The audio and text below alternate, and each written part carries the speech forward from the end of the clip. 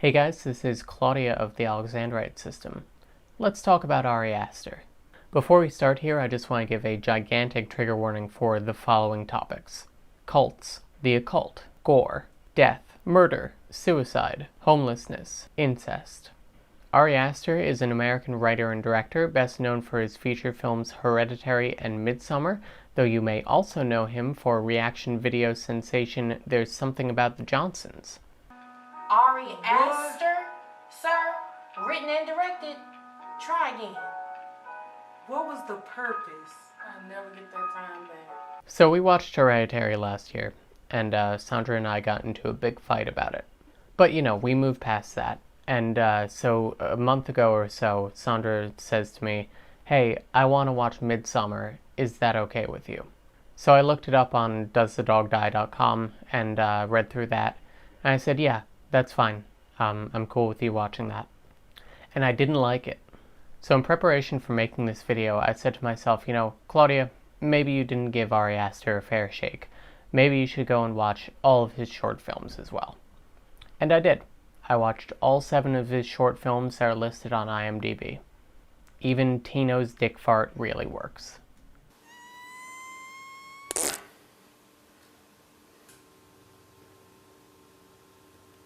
Okay, what kind of fart was that? Just a normal butt fart. No. That's not funny. That's not funny anymore. All in all, I watched roughly 6 to 8 hours of Ari Aster's content, and so I feel really informed when I say I really hate his work. And it pains me to say that because his work is objectively skillful.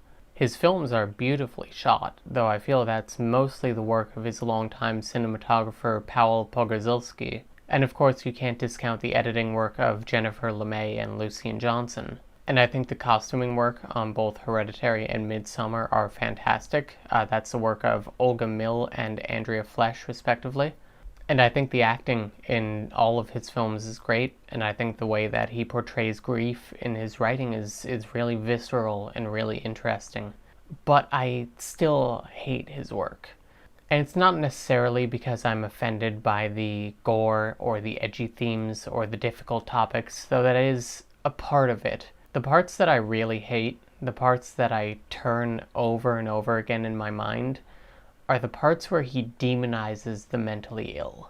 Please know that I'm going to spoil all of the movies that I'm talking about, so if you have any interest in seeing them, I recommend pausing the video, going to watch them, and then coming back. I will be here because that's how the medium of film works. Let's start with Hereditary, since that introduced me to Ari Aster's work.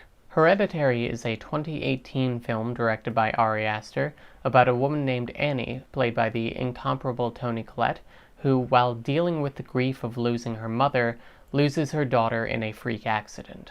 After some haunted house shenanigans, Annie finds out that her late mother was actually the leader of a cult dedicated to Paimon, one of the 9 kings of hell. She then sets her husband on fire and decapitates herself, while the cult puts the spirit of her daughter into the body of her son. Hail, Paimon! Hail, Paimon! Hail, Paimon! Hail! So something I learned while researching this video is the Nat Wolff who plays Peter in this movie is the same Nat Wolff who was in Naked Brothers Band as a child. So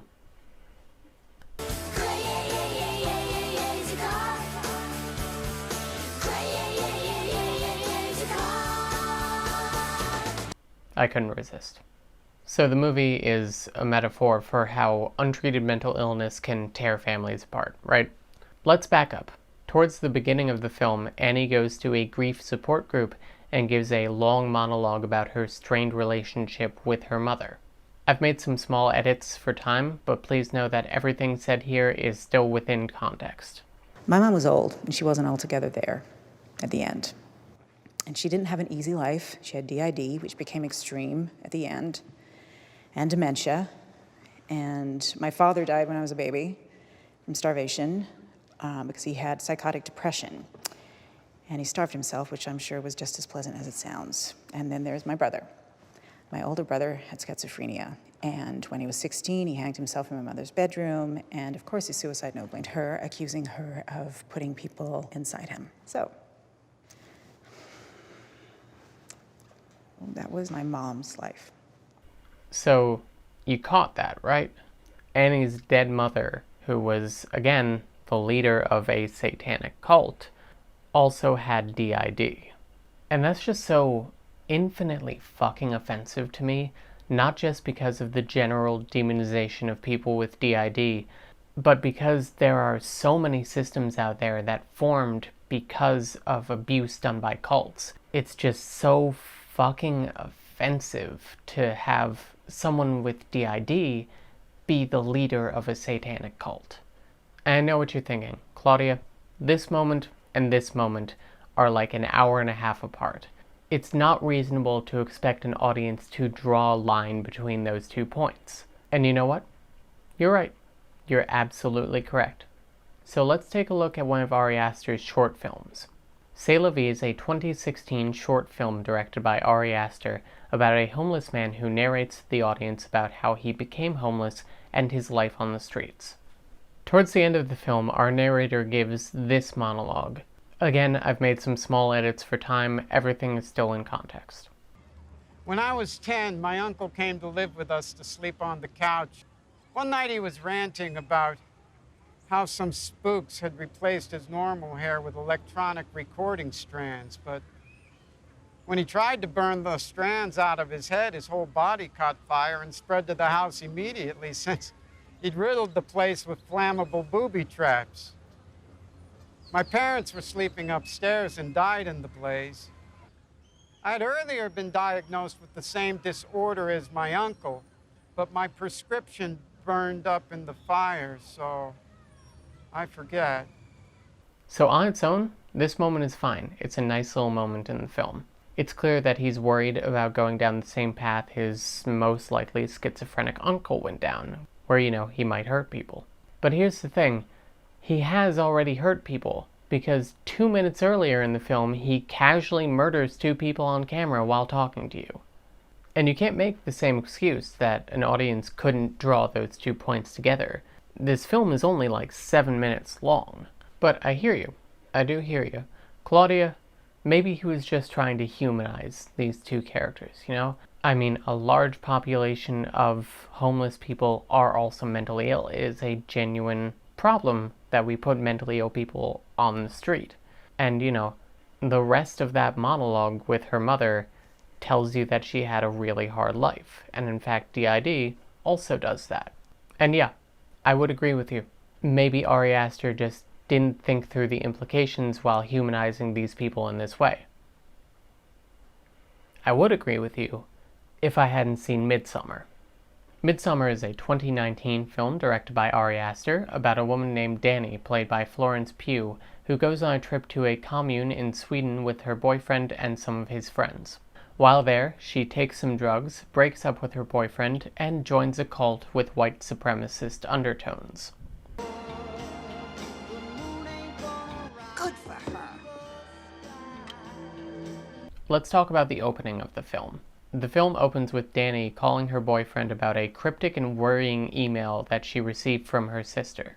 I've emailed her 3 times and still no response, so I'm getting a little bit nervous.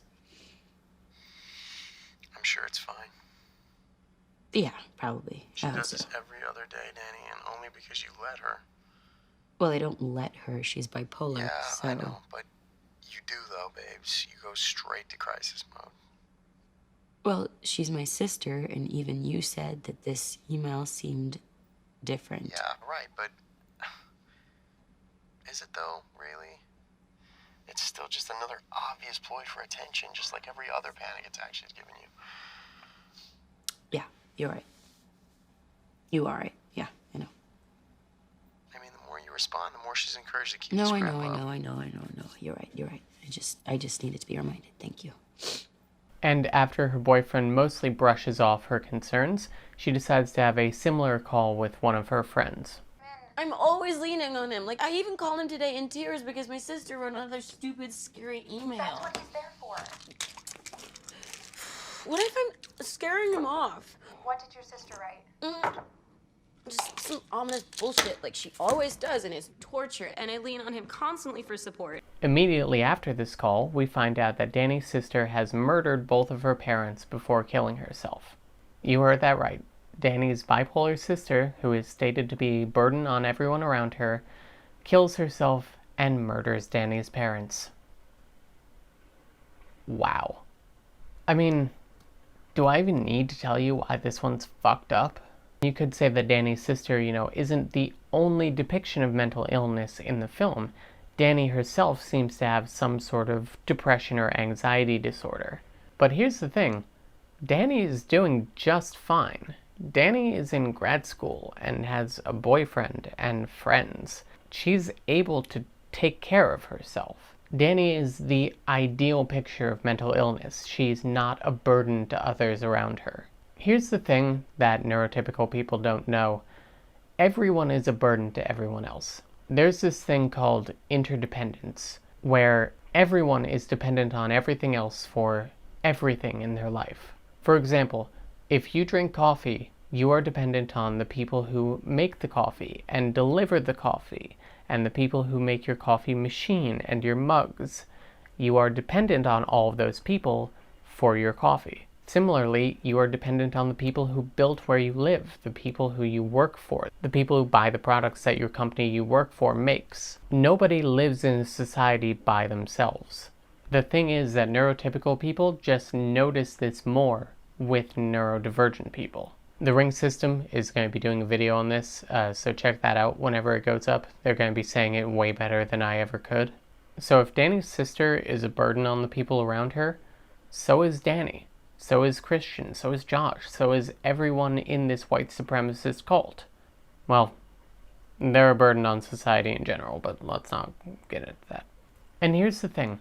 Once I started noticing this in Ari Aster's work, I started noticing the gross ways he uses disabled people as well. Now this is arguably subtext, but in Hereditary, Charlie, played by Millie Shapiro, is autistic coded and, let's just say it, a little weird looking. I'm sorry, Millie.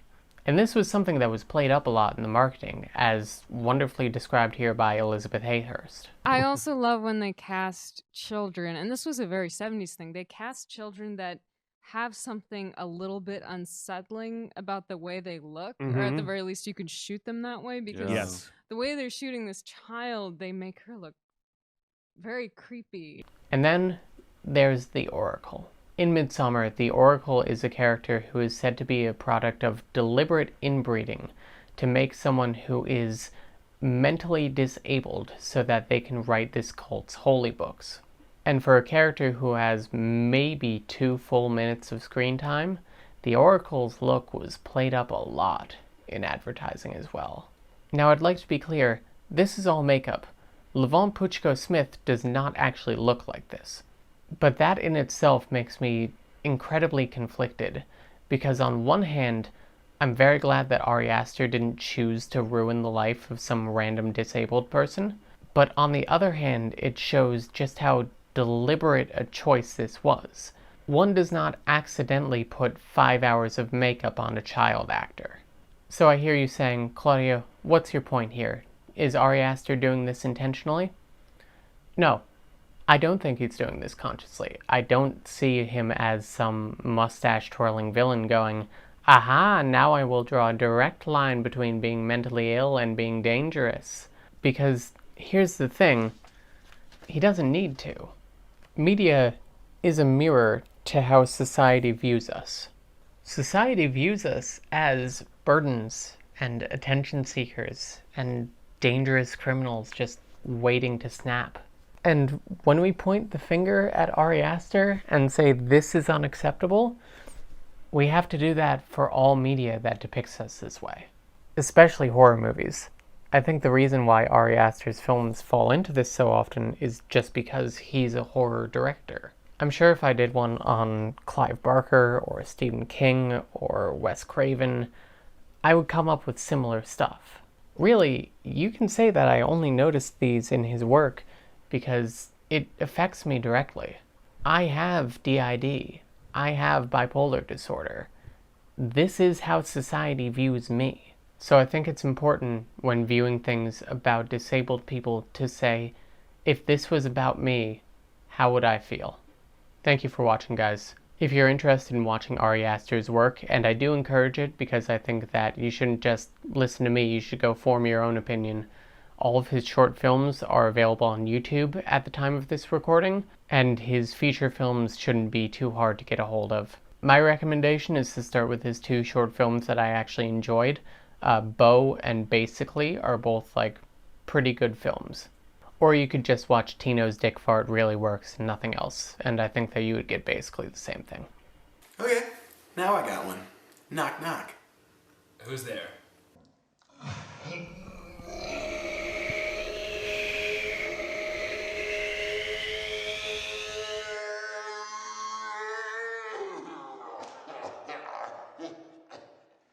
I'll see you next time, guys.